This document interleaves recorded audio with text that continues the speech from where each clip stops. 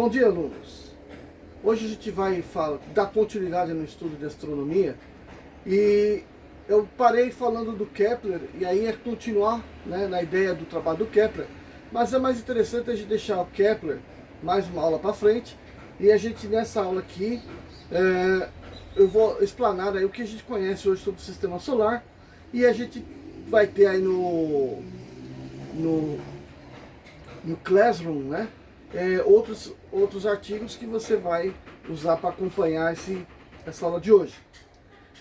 Bom, então a gente tem, como já foi dito várias vezes, né, lá no começo do ano, surgem as teorias de acordo com as observações e primeiro surgem hipóteses, as hipóteses tendem a ser verificadas e quando elas são positivadas, né, verificadas realmente, cria-se uma teoria matemática e, portanto, se faz ciência. Até então, fica no mundo das hipóteses. E como eu falei para vocês, é o que mais a gente lê nos artigos científicos, são as primeiras hipóteses, tentando explicar aí algumas observações que vão sendo feitas a cada vez que se melhoram as tecnologias, né?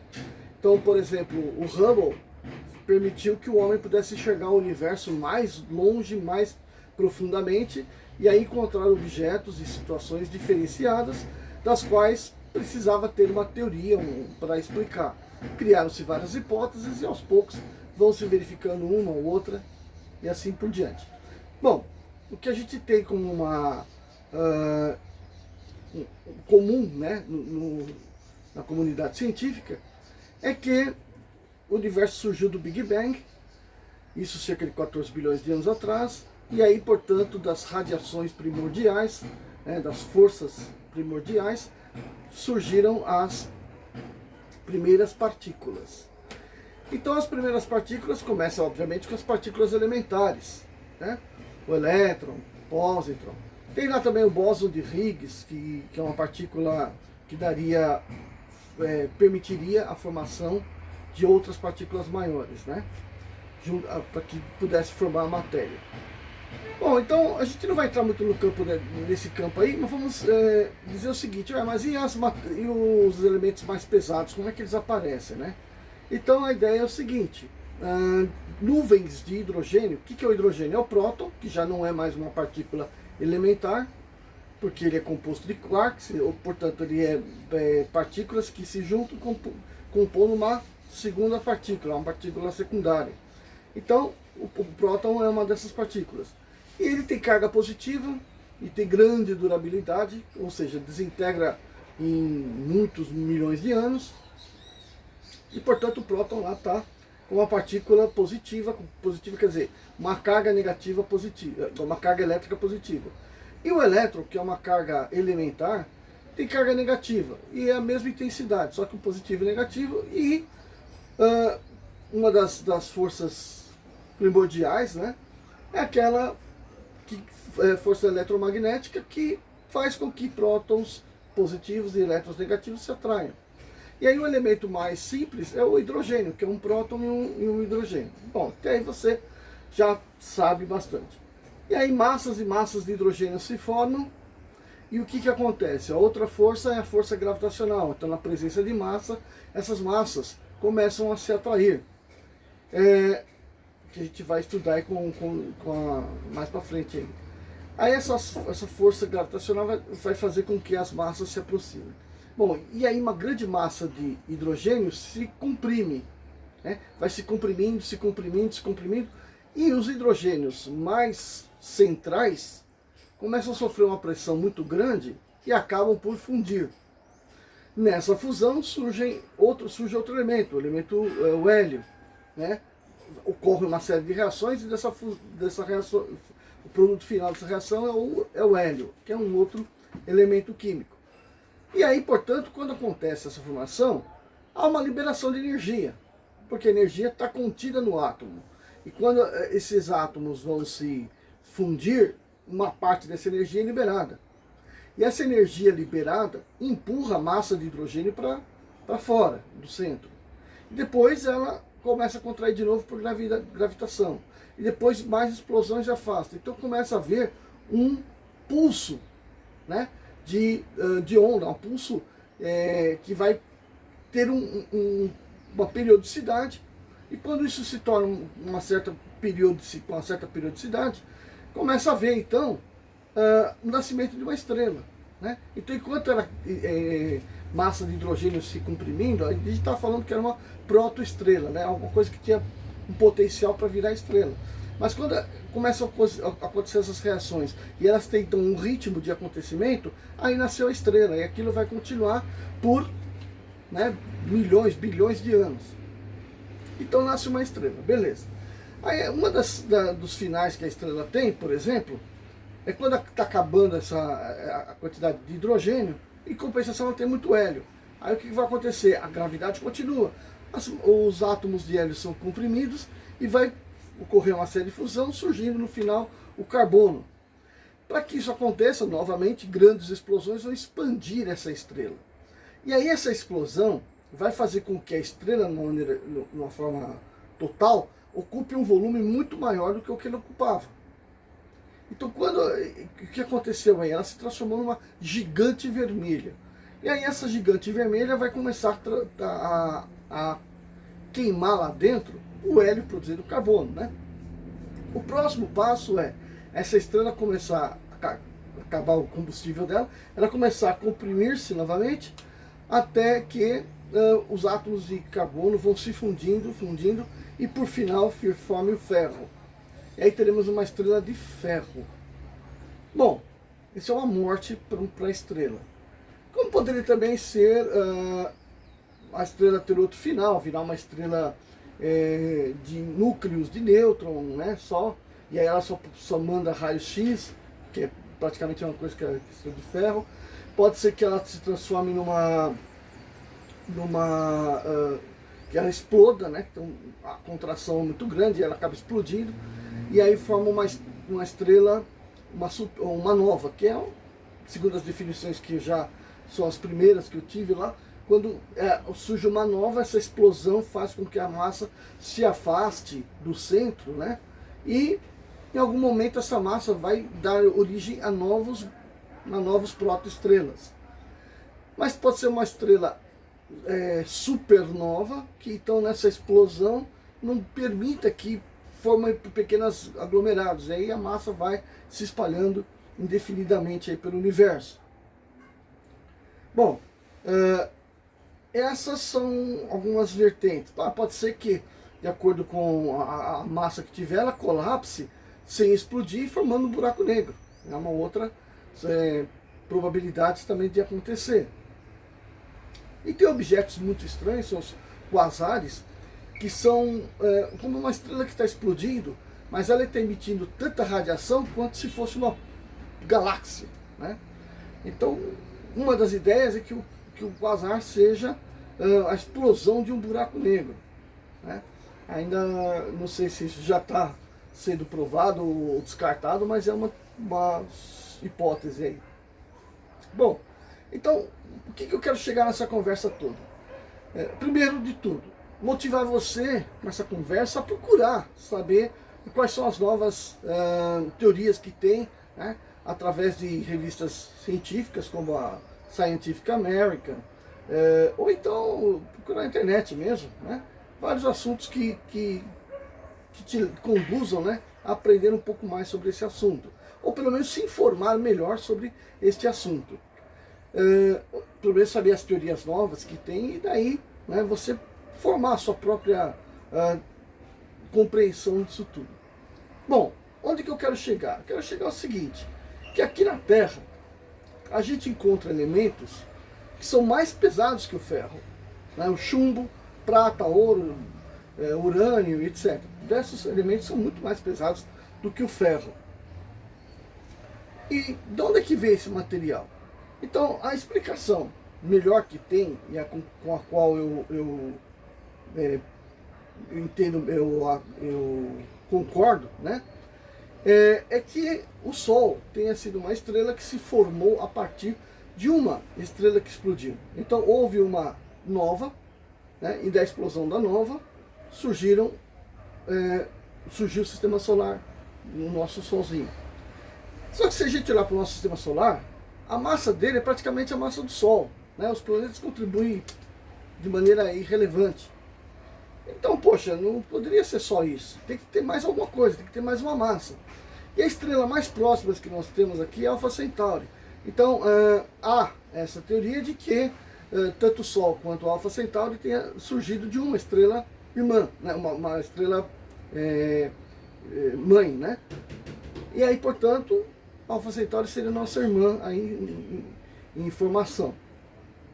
Há outras teorias também, isso aí é uma, né?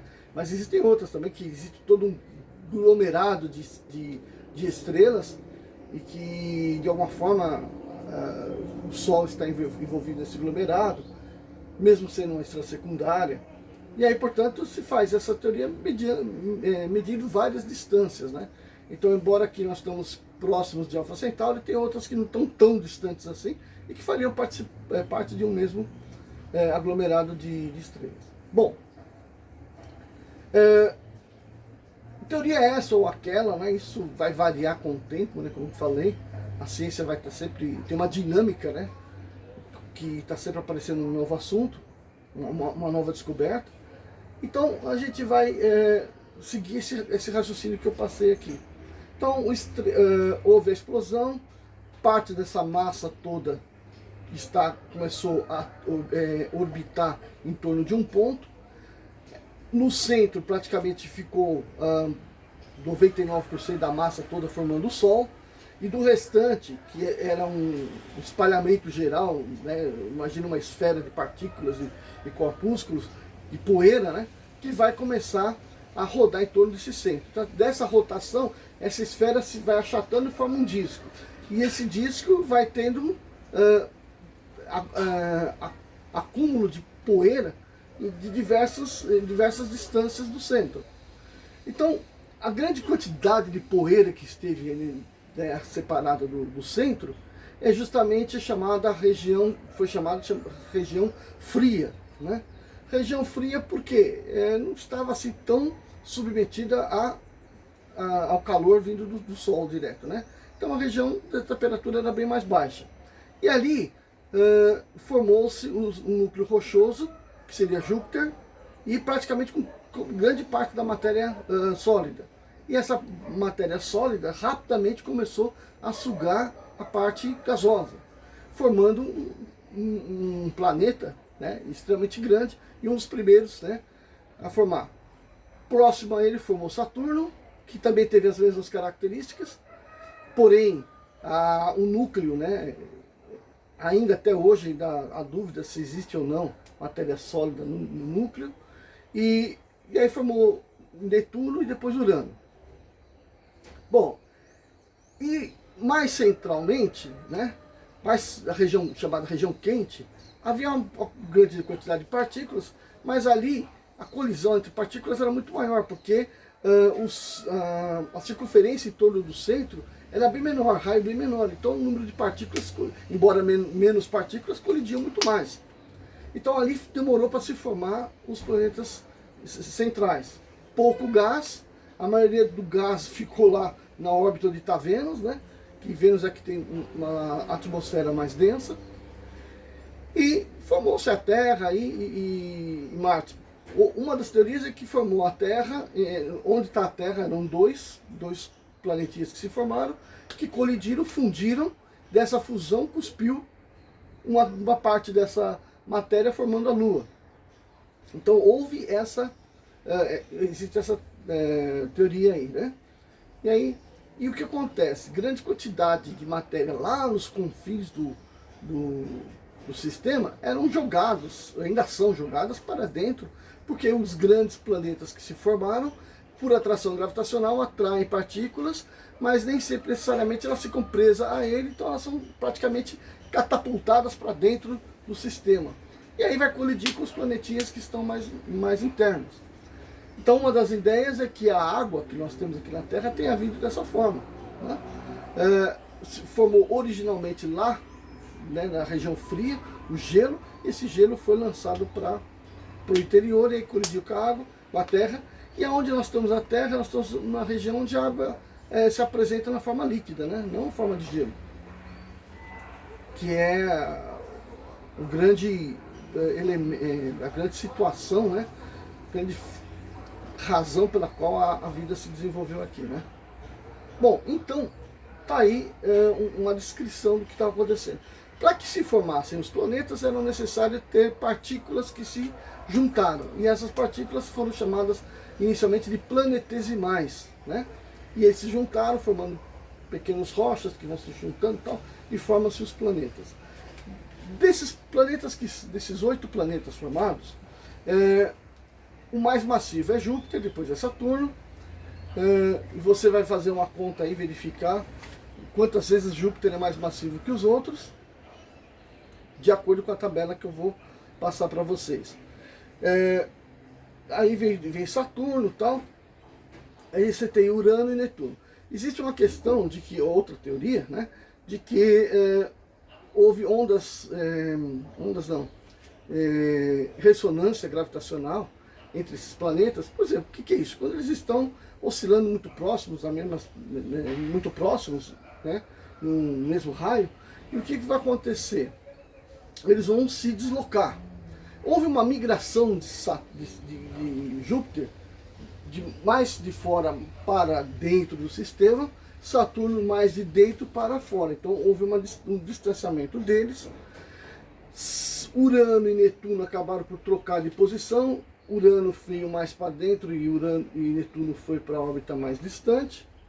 Então foram essas mudanças. Nessa mudança, Urano praticamente tombou, então ele tem o polo norte dele apontado para o Sol. Ele roda ao contrário, roda assim. Enfim, foram essas mudanças que aconteceram do lado de lá. E a presença de Júpiter tão massivo impediu que entre a órbita dele e a órbita de Marte existe lá um monte de tranqueira lá, de planetesimais e asteroides, que poderia ter formado um planeta ali também. Tem massa suficiente para ter um planeta pequenininho. Mas esse planeta pequenininho nunca formou, porque a presença de Júpiter faz com que, conforme Júpiter se move na sua órbita, essas partículas seguem ele. Então elas acabam não tendo aquele movimento próprio delas para poder colidirem e formarem um novo planeta. Então fica, né, tudo muito que acomodado nessa situação. Ainda assim, esse cinturão de asteroides, são várias partículas, tem regiões onde não tem absolutamente nada, que são espaços vaziozinhos mesmo, né? Então esses asteroides estão colocados em círculos, né, que tem uma certa distância entre eles.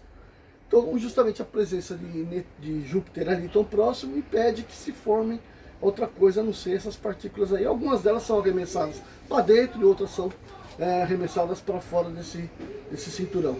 Além de Netuno, tem um outro cinturão chamado cinturão de Kuiper, né? Kuiper é o astrônomo lá que vai descobrir.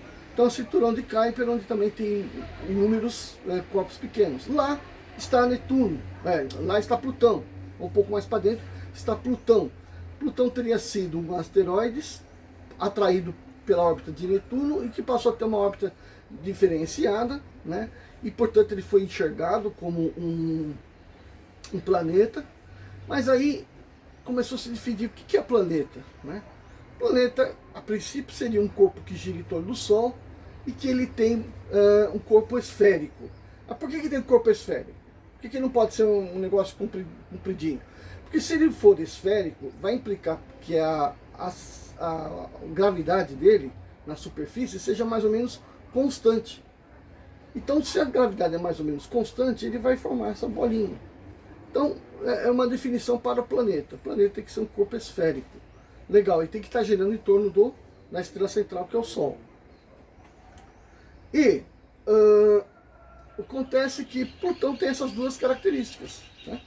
Só que, conforme Plutão percorre a sua órbita, ele não acrescenta nenhum corpo à sua, pelo menos não se verificava que ele acrescentava alguns corpos como satélites para ele. E aí por fim acabou descobrindo que a massa dele é bem menor do que a da Lua, o tamanho dele é bem menor do que a da Lua. Então ele era um planeta muito pequenininho, um planeta anão, né? Mas aí e aí começou a se encontrar ali no cinturão de asteroides, né? Começou a encontrar, não, já se conheciam outros corpos que também eram redondinhos, né? Eram redondinhos e estão girando em torno do Sol. Então por que eles também não podem ser planetas? Só porque são pequenininhos? Mas Plutão também é pequenininho. Então essa discussão acabou levando os astrônomos aí em 2005, né, a criar uma nova definição, né, um terceiro item para definir exatamente o planeta. Então o planeta tem que ter uma massa suficientemente grande para poder carregar com ele todos os corpos da sua órbita na forma de satélite, né? Então teria que ter essa capacidade. E como Plutão obviamente não carrega ninguém, ele foi relegado então a um planeta anão, né, que é definição planeta anão, uma definição mais americana aí, dwarf planet, né? Mas a gente chama isso de planetoide, né? Um objeto que tem forma de planeta, mas que não é planeta. Então, o Plutão, Ceres e mais outros tantos que foram encontrados aí são chamados de planetoides. E esses planetoides podem ou não ter até satélite. Então conhecia-se Caronte, né? Quando Plutão foi encontrado, descoberto, contou-se Caronte. Mas depois de terem classificado ele, novas sondas percorreram aí o sistema solar, e verificou-se já que ele tem 5 satélites. Então, pô, se ele tem 5 satélites, ele consegue carregar algumas coisas penduradas, né, como satélites para ele. Poxa, então ele não é alguma coisa que possa desclassificá-lo tão bem assim, né, de planeta. Então voltou a questão de, será que ele vai ser planeta de novo? Será que não vai ser? Tá. Só que continuam as sondas encontrando coisas aí para fora. O Hubble começa a fazer medições de corpos, de órbitas, né, irregulares de diversos corpos, e começou-se a procurar novos planetas. Encontraram um corpo chamado Sedna, que também é um planetoide, que estaria nos confins do sistema solar. Só que não, né? Ainda sabe que tem mais coisa para frente. E aí apareceu, tem uma região chamada de nuvem de Oort, onde também se encontram provavelmente os asteroides que viraram cometa. E nessa região encontrou-se um outro corpo que também seria um planeta anão e que tem uma órbita mais irregular ainda do que o Sedna. Isso tudo leva a crer que deve existir um outro planeta maior que todos esses daí. Então ele deve ter umas dimensões talvez semelhantes a de Netuno, de Urano, e que esteja mais afastadão ainda, né?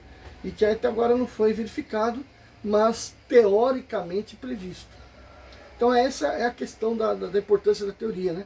Da mesma forma que Netuno, Urano e Plutão foram descobertos, né, por conta da teoria teoria newtoniana que explicando o movimento planetário, alguma coisa estava perturbando a órbita de outro, um perturbando a órbita de outro, com certeza era um corpo que estava lá, né? Então plutaram seus telescópios e encontraram Urano, depois encontraram Netuno e por fim encontraram Plutão. Agora não foi por conta disso, mas por conta de observações já se encontrou Sedna, encontrou esse novo planeta anão aí, esse outro planetoide, e as teorias mostram que deve ter mais um planeta grande para trás aí que a gente não conseguiu enxergar ainda. De repente, né, aparece e aí o homem consegue colocar mais um planeta no sistema solar. Por isso que eu falei, a ciência é uma coisa dinâmica, né? Hoje eu ensino uma coisa para você, você aprende, daqui, sei lá, 20 anos a ciência já está diferente e você vai ter uma outra coisa, uma outra ciência para explicar para frente, né?